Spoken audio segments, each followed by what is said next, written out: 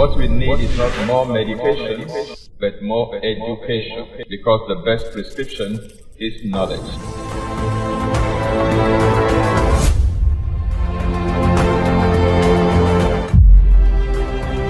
This is Exposé coming to you live from Lagos, Nigeria, every Monday on Instagram, YouTube, and Facebook simultaneously.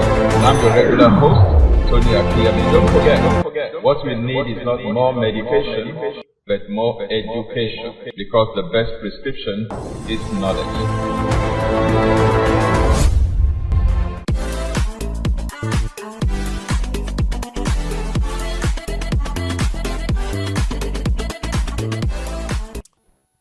Hello and welcome to Exposé with Tony Akinyemi. This beautiful Monday evening, we are continuing our discussion this month and maybe in subsequent months regarding teas and spices. We laid a very solid foundation last week, and today we're going to carry on from there. But there are two important things I want to underscore today. The first one is making a distinction between spices and seasonings. And the second one is to look at one particular seasoning that is very notorious, particularly in this part of the world in Africa. Of course, it's universal, it's global, it's everywhere. It didn't even originate in Africa, probably originated in Asia, but it has been so accepted, adopted, and in wide use in Africa, particularly in West Africa, in cooking. And that particular seasoning is MSG, monosodium glutamate, which is the major ingredient in most seasonings this part of the world. And many people, probably 90% or so of people in this part of the world, cannot imagine cooking without using those seasonings. They just believe that the food will be tasteless. The food will not be palatable enough. Our taste buds have been so programmed to love it. In fact, it has become an addiction. So we'll be looking at the different camouflage names that food manufacturers have cleverly used to camouflage the name of MSG so that consumers, unsuspecting consumers, will not know that the ingredient listed on their seasoning is actually monosodium glutamate. And then, of course, we'll look at a few other things. But these are those will constitute the crux of the matter in our conversation today. So, don't forget, what we need is not more medication, but more education. For the best prescription, of course, is knowledge. To be informed is to be transformed. To be uninformed is to be deformed. So, spices, as opposed to seasonings, spices are usually used as additives to food to enhance the flavor of food on the one hand, and unknown to many, they also offer myriads of health benefits, truckloads of health benefits. Some people use them to enhance flavor, not realizing that they're actually eating medicine, which is good for their health. So spices essentially are used to enhance flavor or taste, whereas seasonings are used usually to alter the taste or the flavor of food. Seasonings are used to alter the flavor of food, whereas spices are used to enhance the flavor of food, if used correctly. Sometimes, if you use too much of a particular spice, the flavor of the spice can overshadow the flavor of the food that you're trying to spice up. But when used correctly in the correct amount, the spice is not supposed to dominate the flavor of your food.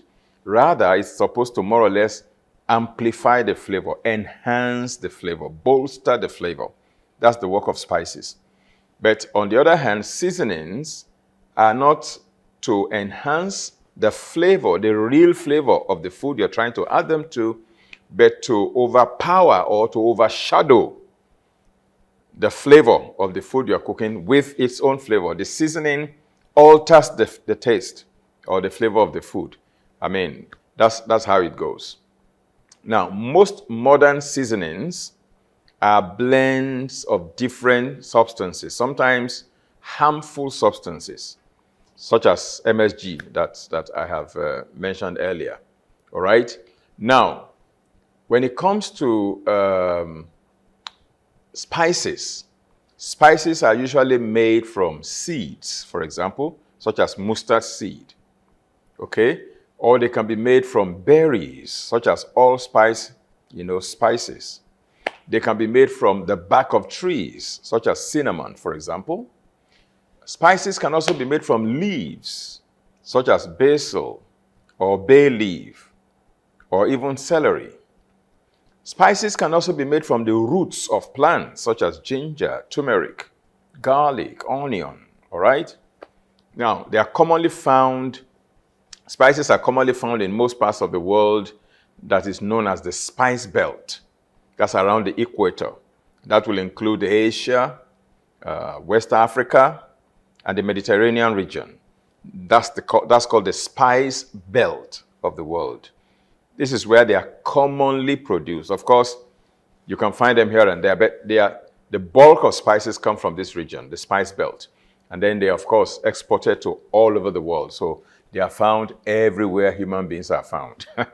Okay. Now, what are spices and seasonings typically used for? I believe you already know. More commonly for taste enhancement or to alter the taste of things. But some of the chemical seasonings that we use in our cooking actually don't necessarily have their own flavor. But what they do is that they are chemicals that can stimulate certain cells in our brain to create sensations of flavor.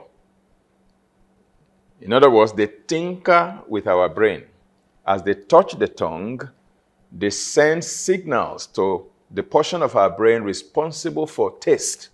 And they stimulate somehow and kind of create a sensation of that particular taste you're looking for.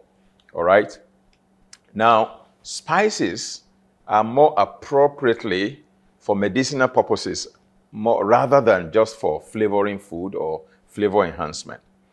Now, sometimes spices are also used to mask unpleasant tastes or undesirable food odors. For example, people use ginger to mask fish odor. All right? For example, when I want to take garlic, garlic has this unpleasant odor to many people, and I don't want to smell garlic. I make sure that I blend my garlic or juice my garlic alongside with pineapple. Pineapple has a very sweet aroma. Many people love the aroma of pineapple. So I make pineapple juice, then I blend some cloves of ginger into pineapple juice. So the aroma of the pineapple will overshadow or mask the unpleasant odor of the garlic. So that way, I am taking garlic for medicinal purposes, but I'm masking the odor with pineapple. Similarly, several spices are used to mask the odor of food that are undesirable. Not because the food is bad or has rotten or gotten bad. No, but that's the natural odor of that particular food. But you like the food, you like the benefit it brings to you, but you don't like the smell. So you can use spices to mask that smell. Spices can also be used, for food coloring. I did mention that much last week. And there is another very important thing that spices are used for, and that is for food preservation, as well as preservation of other things. And I'll show you in the Bible, all right? Using spices to preserve food, many of us are familiar with that, okay? But then what about some other forms of preservation, such as embalmment? Now, if you go into the Holy Bible and you look at John chapter 19 and verse 40, John 19:40, the Bible says, "Then they took the body of Jesus and bound it in strips of linen with the spices, as the custom of the Jews is to bury."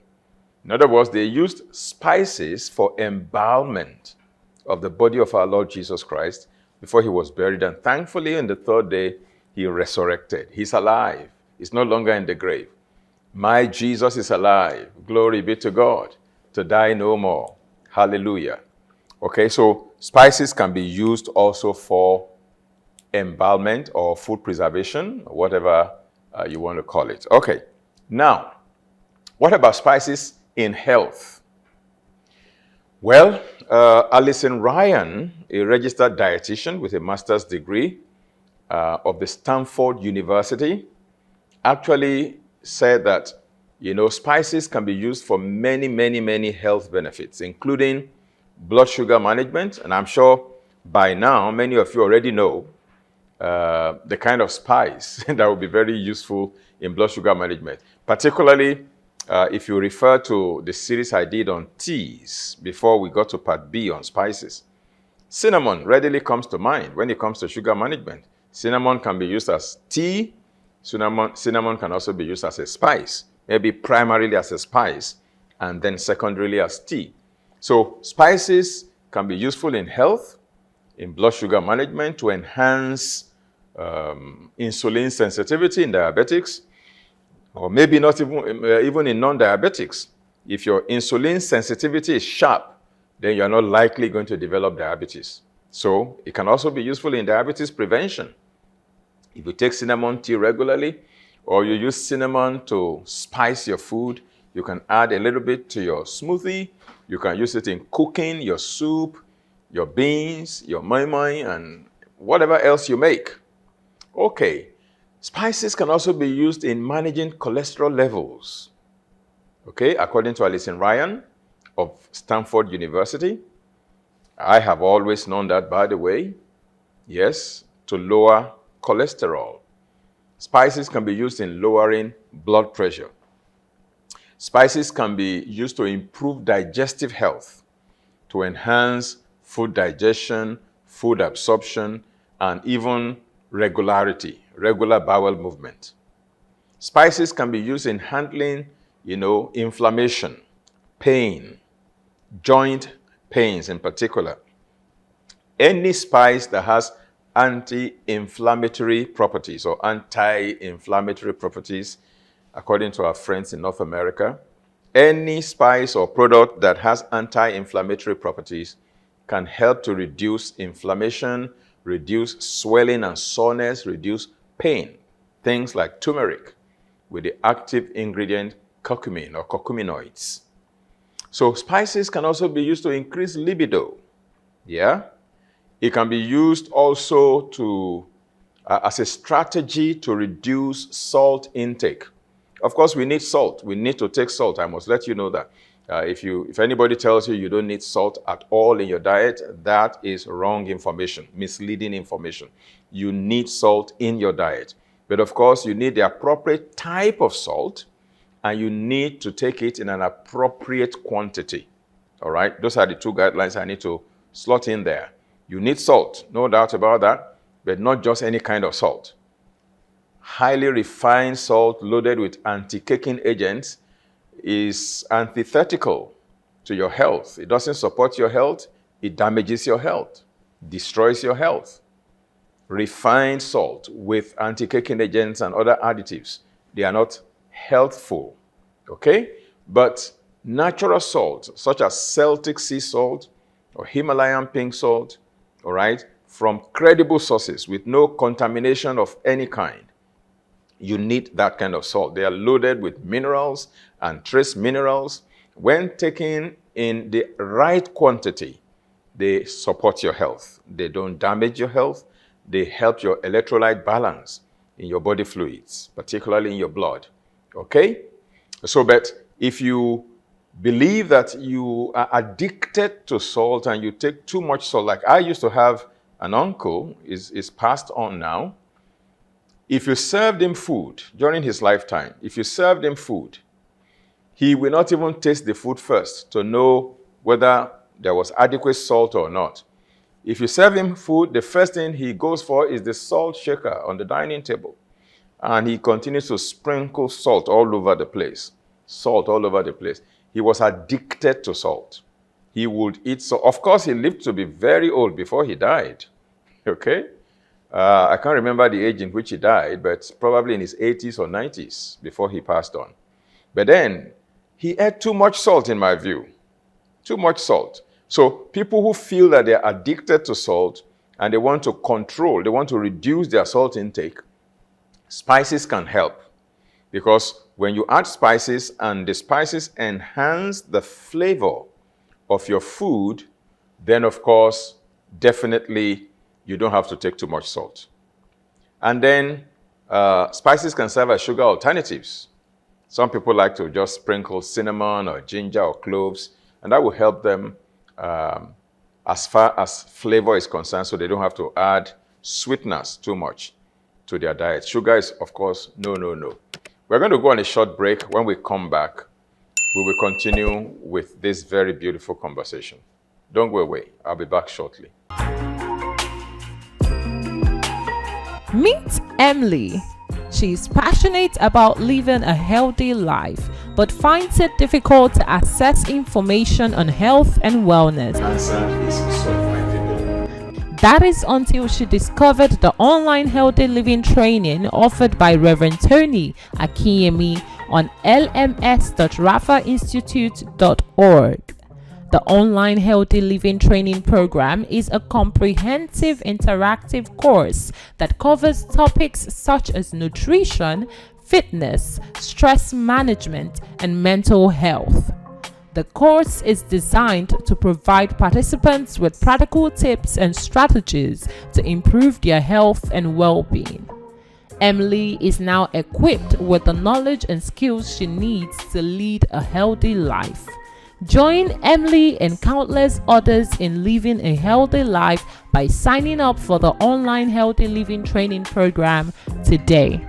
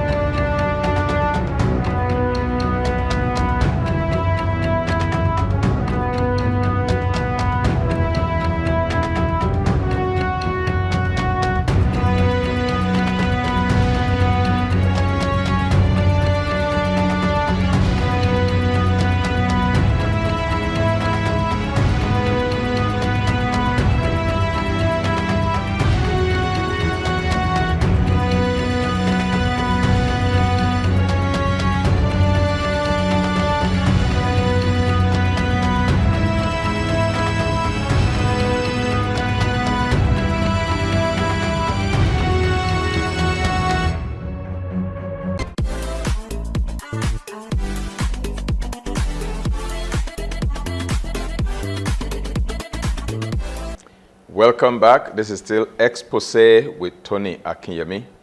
We're talking teas and spices. We have concluded part A, teas. Now we have started part B, spices. And today we are making a comparison between spices and seasonings. And then, of course, we're also looking at a few other relevant issues around spices and seasonings. By the way, do you already have your blue light blocking glasses? If you haven't, I encourage you to get one, particularly these days that most of us use a lot of electronic devices. You have your phone, you have your tablets, you have your iPad, you have your laptop, your desktop, even your TV screen that we normally use late into the evenings. Anything from, say, 8 p.m. in the evening, as you stare on your devices, I encourage you to wear these blue light blocking glasses to filter out blue light from your screen into your eyes so that it doesn't affect melatonin production in your body. That way, when you retire to bed at night, you will be able to sleep deeply because your body will have produced sufficient melatonin. But if you allow blue light to penetrate through your eyes and shut down melatonin production, then you might struggle with sleep through the night.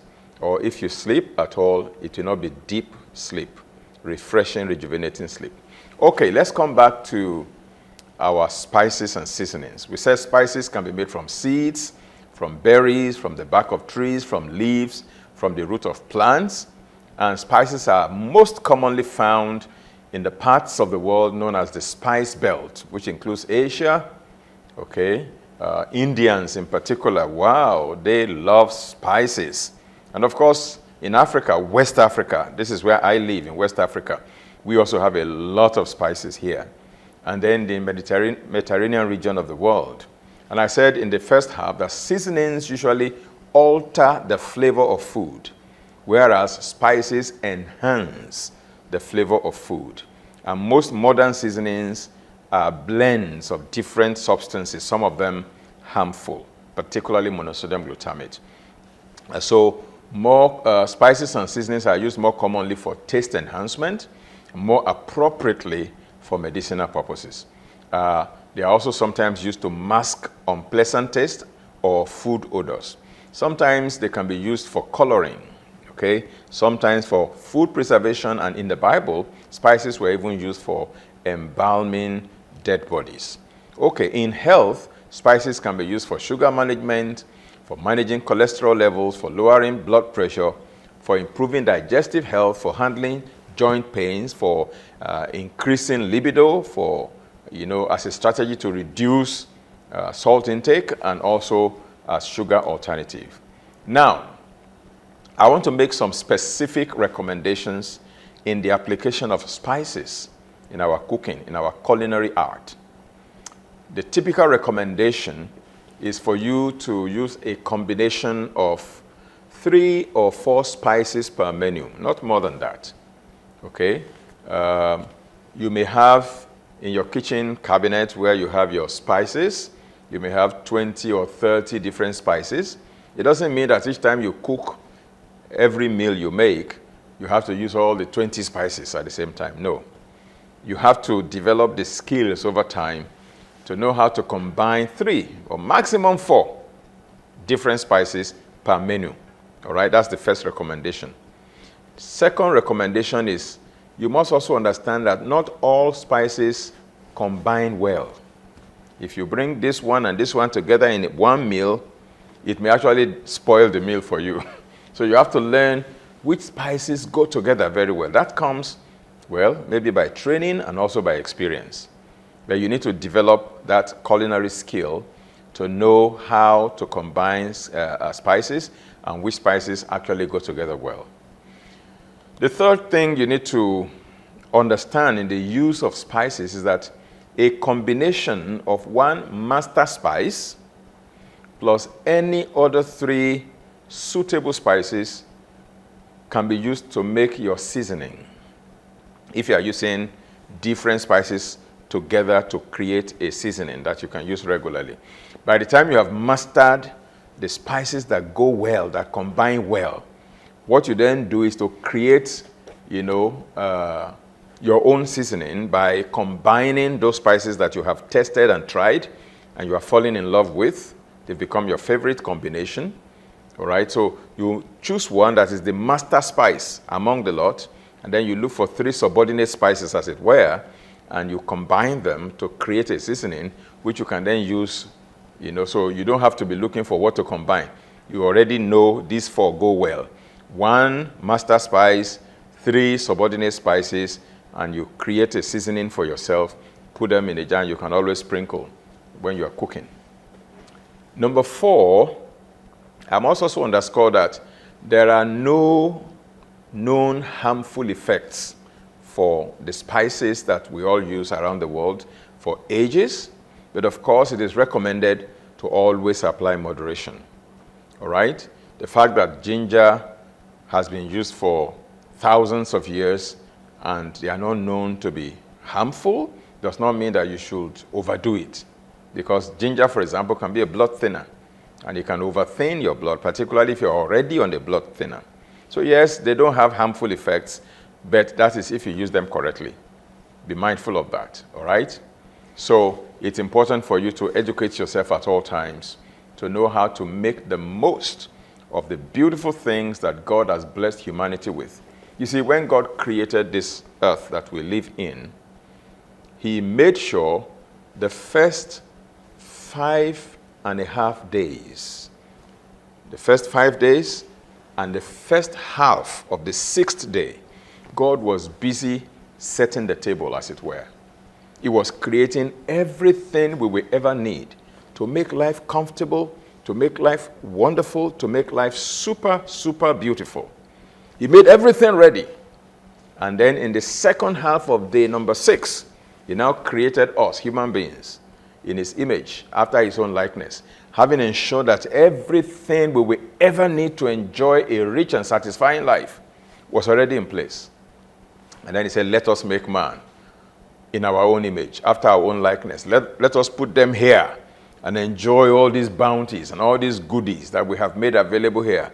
Come now, the table is ready. God is thoughtful, mindful of you. That's why the psalmist asks, what is man that God is mindful of him? And when I read that scripture all the time, this is what comes to my mind. What is man that God is mindful of him? Which means the mind of God is full of us. He's always thinking about us. For God so loved the world that he was ready to even sacrifice his only begotten Son at the time, so that we can be redeemed back to him, reconciled back to him, to become his sons and daughters once again. He created us, he made us with good intentions. But of course, we fumbled. We lost it. Man fell through disobedience, through the first man and the first woman, Adam and Eve. And then everybody thereafter received that same, transmission of the sin of Adam and Eve.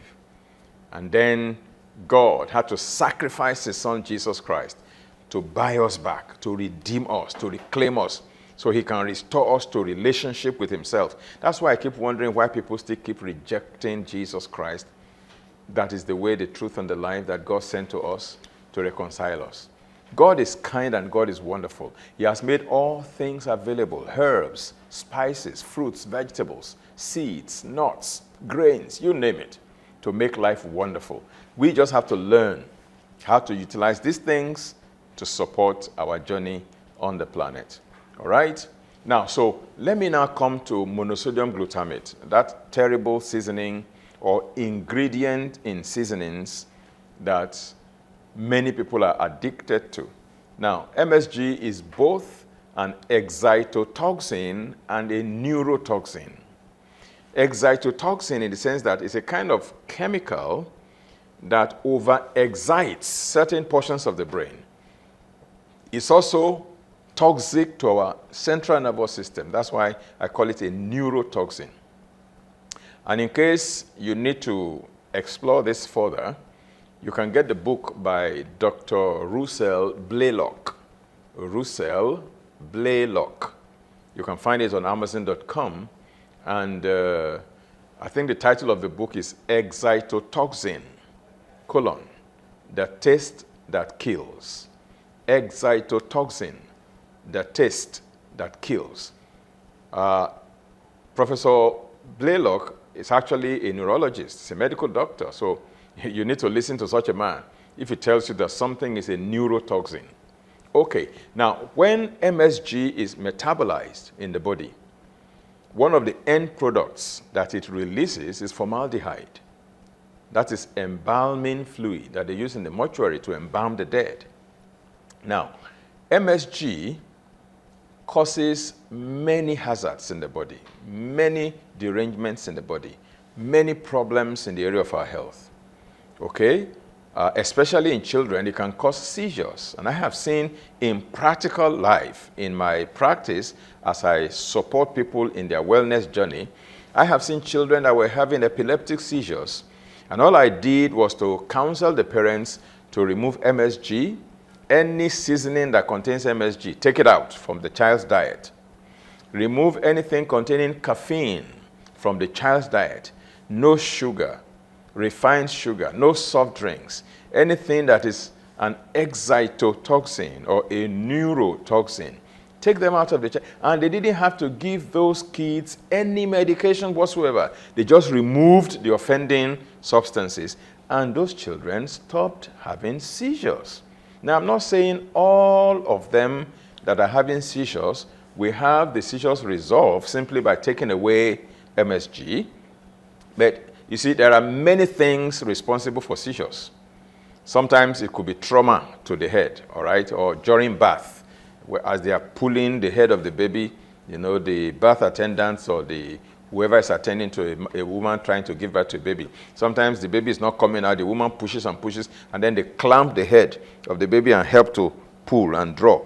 And that can cause some trauma, some injury to the brain, and that child develops and begins to have seizure along the line in life. Some children play rough in school, they hit their head against something, they won't tell their parents when they get home. That may be the foundation for seizures. Or it could be something else. But if a child is particularly sensitive to monosodium glutamate, and that child is introduced to monosodium glutamate, that child can begin to have seizures. And for many times, when such children, you have these offending substances taken away from their diet, MSG, caffeine, sugar, soft drinks, and all of those things, the thing will just resolve. The seizure will just resolve. Some women in particular, and men too, develop headaches and migraines because of MSG that are in many seasonings. And once you stop eating MSG, the headache and the migraines will disappear. Some have sleeping disorder as a result of MSG. MSG can cause or aggravate asthma, diabetes, cataracts in the eyes. It can cause and aggravate ADHD, all right, attention deficit and hyperactivity disorder, particularly in children. It can cause irritable bowel syndrome, IBS, colitis, inflammation of the colon, peptic ulcers, duodenal ulcers. It can cause or aggravate pile, hemorrhoids, and even cancer. These are all the terrible things that MSG can cause. And quite often, like I said, MSG is often camouflaged by food manufacturers by changing the name to something else so that the unsuspecting, the uninitiated will not even identify them. As you read through the ingredients, you won't know that this is MSG camouflaged. They use names such as hydrolyzed vegetable protein. That is MSG. If you see hydrolyzed plant protein, that is MSG. If you see hydrolyzed soy protein, that is MSG. If you see vegetable protein extract, that is MSG. Or textured protein, that is MSG. Or whey protein concentrate, that is MSG. Or sodium caseinate, or calcium caseinate. Some of them will just label it autolyzed yeast or yeast extract. That is MSG. Those are camouflage names that are used to describe MSG. So today, you are no longer uninitiated. Now you know. As you read your food labels, look out for MSG, eliminate them. In the next episode, God willing, I'll be talking about, my personal experience again, in addition to the ones I've shared today, regarding the effect of MSG. And then we're now going to plunge in. We're going to dive into spices proper. And I'll be laying it on the table for you to understand the different spices available around the globe and the health benefits that they offer. See, the beautiful thing is that, whereas most seasonings out there just help to alter the taste and flavor of your food and make it more palatable to you, enjoyable to you, while damaging your health, spices, on the other hand, enhance the flavor of your food, and they also bring on board many health benefits to help, to improve your outlook and your health in life. Thank you for spending your beautiful Monday evening with me again today on Exposé with Tony Akinyemi. I am your regular host, and I enjoy doing so. And I pray for you that your week is blessed, and that by the time we meet again, same time, same platform, on this episode of Exposé with Tony Akinyemi, you will have beautiful testimonies. Now, I want you to continue to share in the chat room with me your feedback, your experiences, and maybe your questions as well, and your suggestions. Thank you. Do enjoy the rest of the week. God bless you. I love you. Bye-bye. Meet Emily. She's passionate about living a healthy life, but finds it difficult to access information on health and wellness. Cancer is survivable. That is until she discovered the online healthy living training offered by Reverend Tony Akinyemi on lms.rafainstitute.org. The online healthy living training program is a comprehensive interactive course that covers topics such as nutrition, fitness, stress management, and mental health. The course is designed to provide participants with practical tips and strategies to improve their health and well-being. Emily is now equipped with the knowledge and skills she needs to lead a healthy life. Join Emily and countless others in living a healthy life by signing up for the online healthy living training program today.